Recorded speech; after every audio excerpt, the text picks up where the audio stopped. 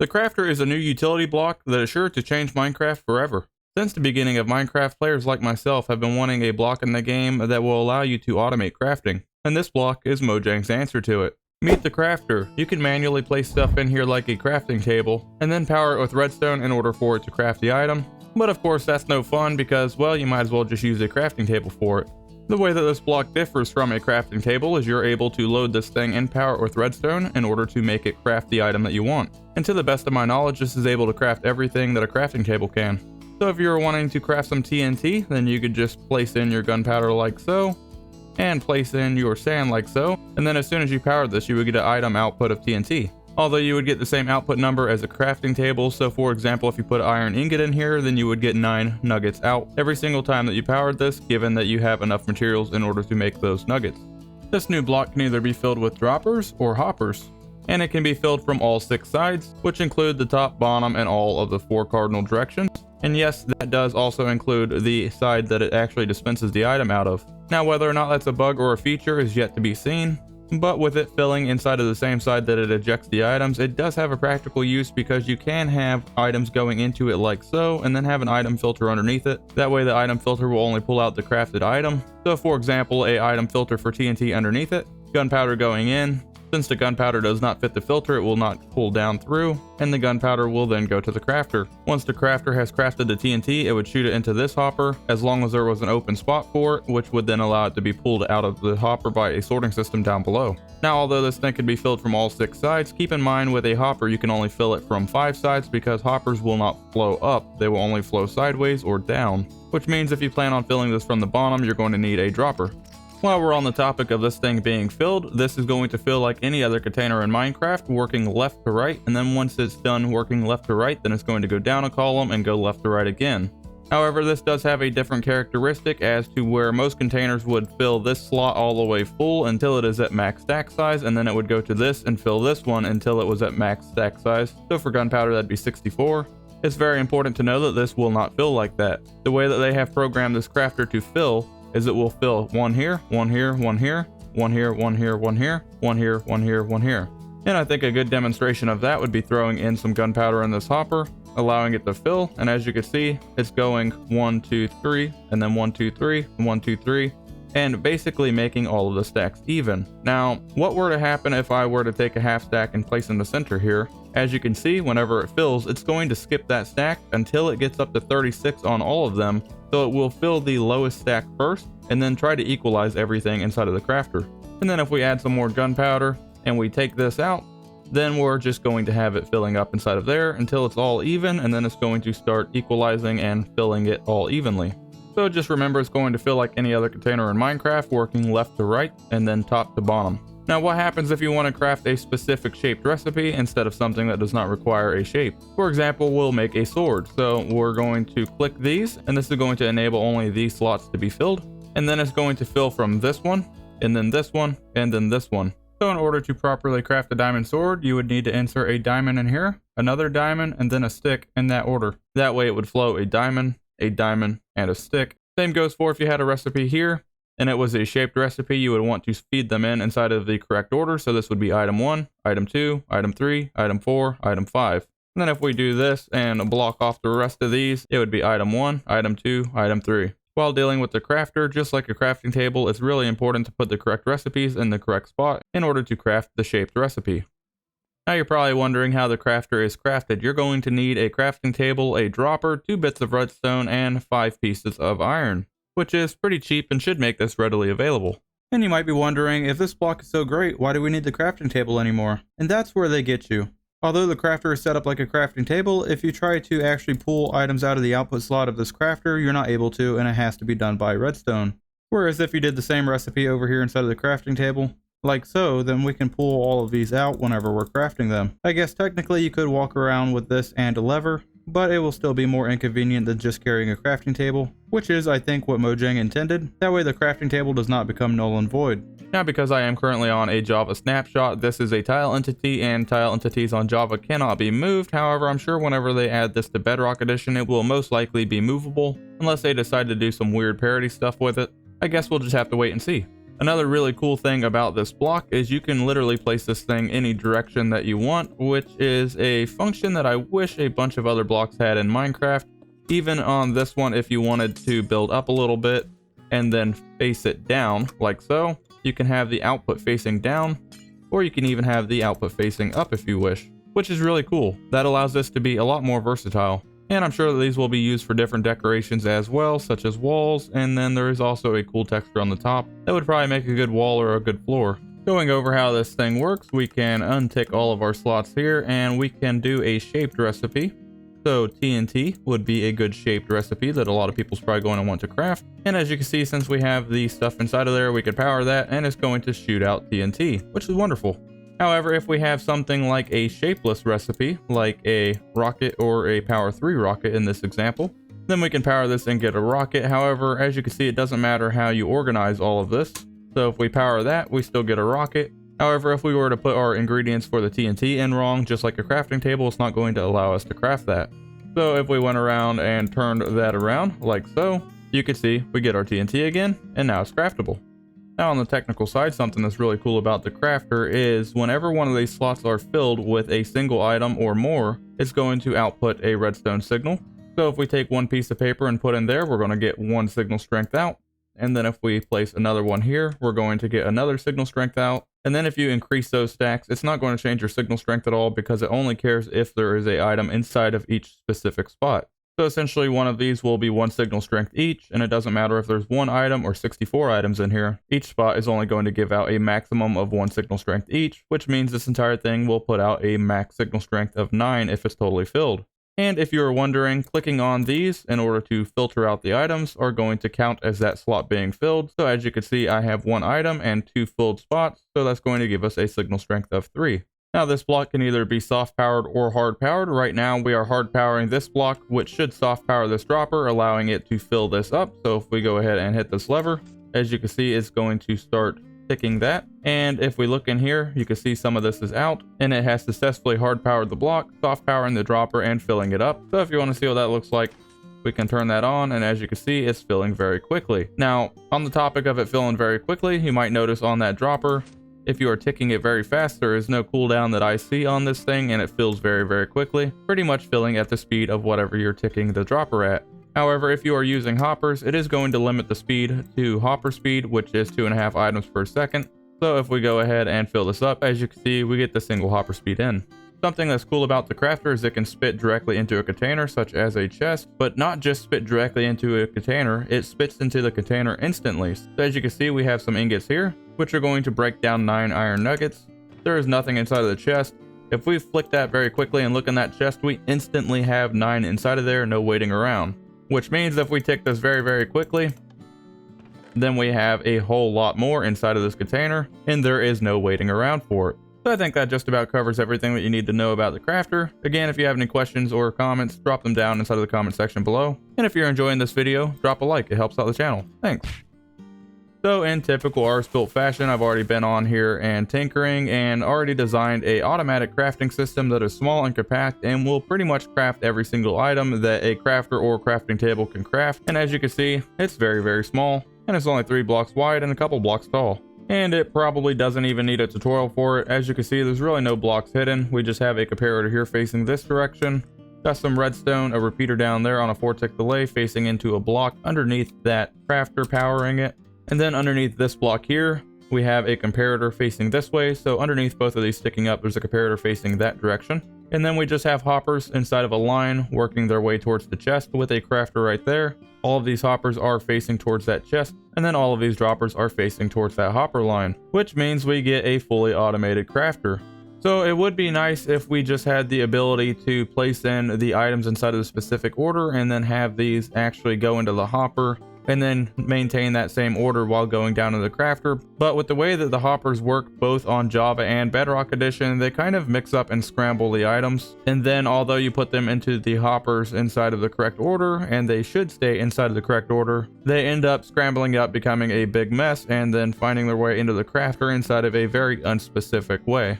Which means if you fed all of these ingredients in here to make TNT, and they were inside of here like they are, gunpowder there, sand there, gunpowder there, sand there, and so forth, it should fill it gunpowder, sand, just like you would think. However, if we go ahead and pull all of these out of here, and then we go ahead and turn on the system by hitting that button, that's going to dispense some. And then if we look at the crafter, you can see that they are all discombobulated, and this has to do with the way that hoppers transfer items. What you're going to want to do is preset your filter here. So take this and you're going to basically craft it like you would be crafting inside of a crafting table, and you're going to leave it there. This is going to act as a filter block that will only allow these items to go inside of here. And no matter how many items you fill, this thing will always have at least one of each item in here, which is going to hold all of your item positions. I would also highly recommend placing in all of your items inside of the specific crafting order as well. That way they all find their way to this hopper and are able to be sorted out without totally filling up this hopper, because you only have 5 spots here. So for example, if you had a recipe that called for 9 different ingredients, and the ingredient that you needed to go in first was on the last dropper there, then it would fill up all 5 of these slots with all of the other items. And then the ingredient that you would need to go in first would be stuck back here in this hopper and not be able to actually filter in here. So I would highly recommend setting your pre-filter here for whatever you're crafting, and then place your items inside of the droppers inside of the correct orders. So for this example, we would have gunpowder in the first spot, so that would be the first dropper, and then the sand in the second spot, which would be the second dropper, gunpowder in the third, which would be the third, and so forth all the way down until you get to the end. So after our pre-filter is set up and we have all of our ingredients inside of the correct sequence inside of our droppers, what are we going to do next? Well, at that point we can go over here, unpower this lever if it's on, which is going to allow the machine to be turned on, and then we can give it a quick pulse, which is done by hitting this button. Whenever we do that, that's going to start crafting the items. Now, one thing to note is you'll see the lights on the back. The lights on the back is going to allow you to know that the crafter is actually being powered. However, whenever it successfully crafts something, then it will show this animation to where this will go up and the front will go up and the top will be turning red as well. And that's going to let you know from a visual standpoint that the crafter has successfully crafted an item and put it inside of here. As you can see, we have 12 inside of here already. So this thing is basically going to either craft until it runs out of materials or until you power this lever. Once you power this lever, it's going to stop the whole machine. Then it's basically going to hold some items inside of here, which is going to make it ready for next time. So as soon as you unpower that lever again, hit the button, it's going to craft these items, leaving one as a filter, and then it's going to request more items from the droppers, repeating the cycle. So how does this thing exactly work? Well, we're pretty much using an if logic, and the way that we're doing that is powering this at a specific time and powering the droppers at a specific time. So whenever you hit that pulse, it's going to then power all of these droppers, dispensing your materials into this item stream. It is then going to flow down here and begin filling into the crafter. Well, as soon as it flows down through these hoppers, it's going to have items in this specific hopper here while they're passing through, and that's going to power this comparator, which will then unpower the torch, unpowering this redstone line, which is directly powering the crafter underneath.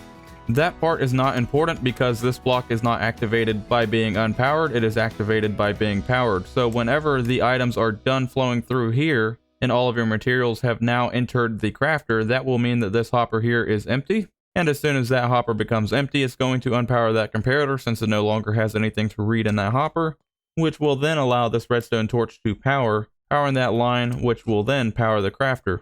So we are essentially saying whenever the items are done flowing through here and this becomes empty, power the crafter, which is perfect because that will mean whenever that hopper is empty, that the crafter is full of materials and ready to be crafted.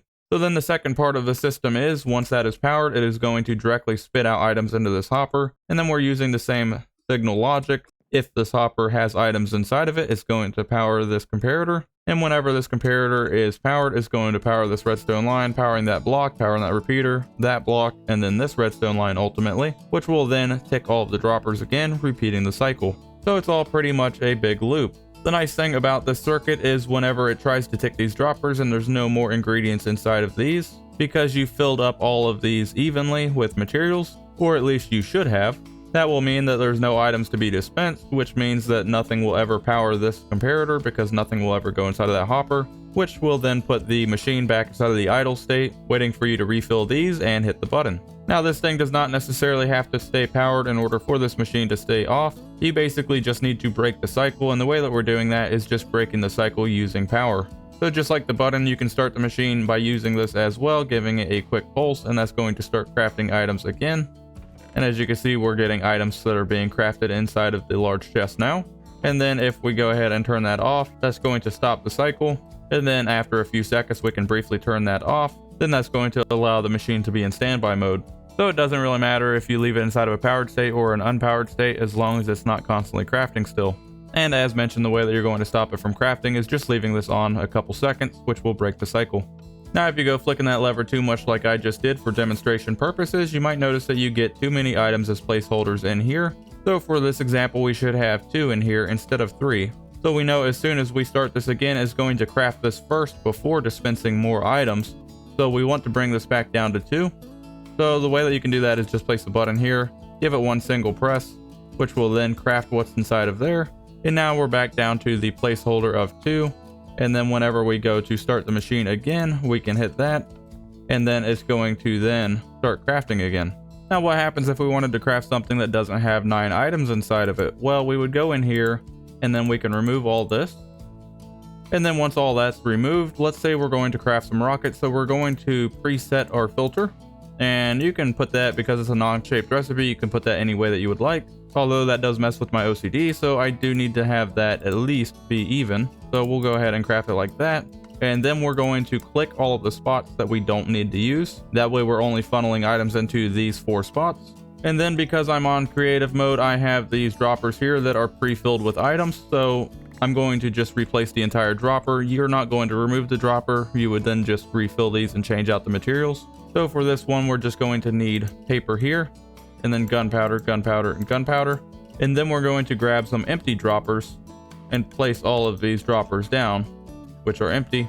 So we have the gunpowder there that ends, empty there, so forth. And then these other ones will be gunpowder, gunpowder, and paper. Now, because I put them down on a powered block, I probably have a bunch of stuff inside of here, which is totally fine. You can technically leave however many materials inside of here that you want. Just keep in mind whatever materials that are left inside of here are a buffer and will not be crafted. It will only craft 1 time for every cycle. You just need enough room inside of here for an item to flow in. So if you have 64, it's going to lock off this spot and you're not going to be able to have another item flow into here until it crafts, which will then break the machine, because then this hopper behind it will never become empty. So just to keep things simple, you want at least 1 item of each inside of here in order to make up your crafting recipe and to hold the spot, but I would not let this go over 4 or 5 items per stack. That way you never have too many resources tied up and you don't ever have a chance of breaking the crafter. And again, if you're using this thing properly and not replacing droppers like I just did with the lines powered, you should never have any of these items building up inside of here. So for example, we have 2 here. If we go ahead and turn that off, whenever we turn that off, it's going to maintain the 2 items in there. Whenever we start it, it's going to deposit more items and then craft them. And as you can see, the smaller the recipe, the faster this thing is actually going to craft, because it doesn't have to wait for these to circulate the items. So with making rockets, it is a lot faster.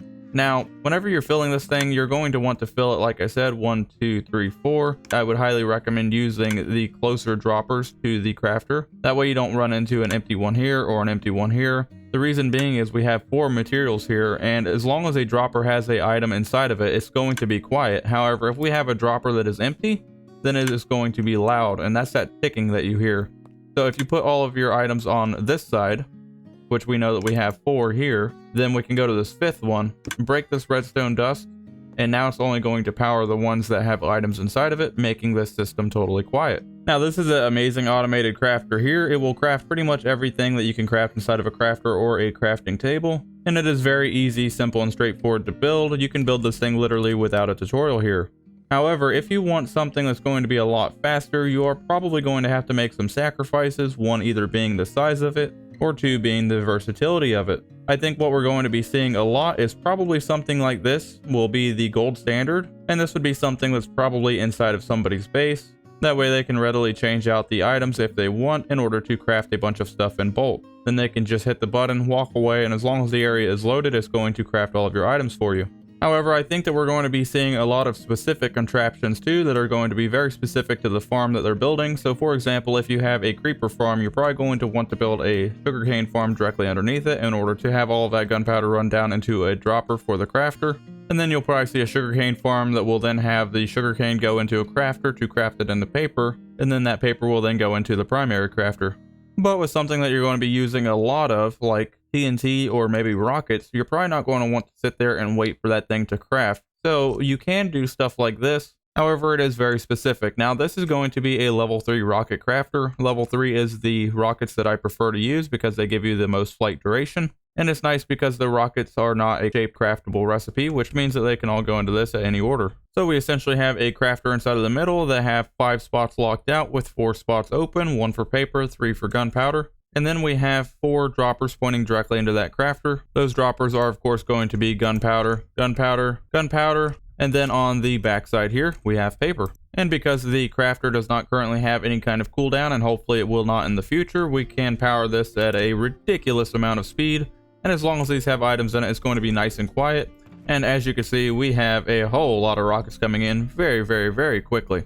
But don't worry guys, it's like a Billy Mays commercial. But wait, there's more, because you can reverse this on the other side because it's flip-floppable. Yes, that is my new word. Patent pending, of course. And then if we power both of these simultaneously, like so, and turn this on, you'll see that, well, both of these don't work.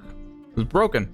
That's why it's broken. This is a perfect example why you should set all of your pre-filters before doing anything, so we can get rid of that paper. And for OCD purposes, let's just make this even, just like so. We'll top that off. And now, nope, let's get the paper, move that. Take 2. And now we have a ridiculous amount of rockets, and then if you want that to go into the container as well, you can pretty much hyperfill this thing to where it gives you a stack roughly every second, maybe second and a half or 2 seconds, which is absolutely bonkers. So let's hope that they don't change anything, and let's hope that this has the same functionality over on Bedrock. And this is pretty much after an immediate cut from me turning around to turn off the switch and then coming back. This is pretty much after less than 30 seconds of crafting these, which is absolutely bonkers. For any items that require 4 or 5 different ingredients and does not require a shaped crafting recipe, this is probably going to be an ideal design to craft stuff very quickly. However, unfortunately, this is not going to work for any type of shaped recipe because all of the droppers are powered at the same time, which makes for a very small and efficient simple circuit for all of your rocket needs. Now, things do get a little more difficult whenever you are dealing with shaped recipes because these all need to be sent inside of the crafter inside of a specific order. Again, you could use a hopper line, but then the hopper line is going to slow it down to 1 hopper speed because a item transferring system is only as fast as the slowest part of it. And what I mean by that is if I put down a container here and then I put down 2 hoppers here, this is going to be single hopper speed. So regardless if I put 1 million hopper speed going into this hopper, it's only going to go into this at 1 hopper speed, which means it's going to bottleneck the entire system down to 1 hopper speed, which is equal to 2.5 items per second, which would also mean, because this is getting 5 million hopper speed input, metaphorically of course, this would quickly overflow, because at 1 hopper speed it will not expedite the items fast enough. Hopefully that makes sense. Now you might be thinking that you can transfer the items into this at a much faster rate if you're just using a dropper tower like so. And that is true, that will allow it to be transferred into the crafter at a much higher speed than hoppers. However, there's a massive problem with this design here. And that is, well, we have all of our ingredients in here, and as you can see, each one of these ingredient droppers are going to only contain 1 item, which is going to be that specific ingredient. And then this one will have the gunpowder, this one will have the gunpowder, and so forth. Which makes it perfect since all of these are filled up and it will only pull from the stacks and not an empty spot. Which means no matter how this thing ticks, it's always going to give you a piece of gunpowder. Due to the way droppers work, if you are unfamiliar, they will randomly dispense items. So it might dispense here, might dispense here, might dispense here, might dispense here, maybe here, maybe here. You get the idea. The problem is if you have a item inside of here, or maybe 2 items inside of here that do not match, because this is dispensing and picking items randomly, that means that you might get gunpowder or you might get paper. So for the material feed droppers, it is totally fine because there's only 1 type of item inside of these. So it will only ever dispense that particular item. However, whenever you make it into a dropper line, yes, you're moving the items much faster, but because of that random characteristic, it's now going to have a multitude of different items inside of this dropper line, and because it randomly dispenses, you never know which one is going to be pushed to the next dropper or pushed into the crafter. And then you run into problems like this to where you no longer have paper,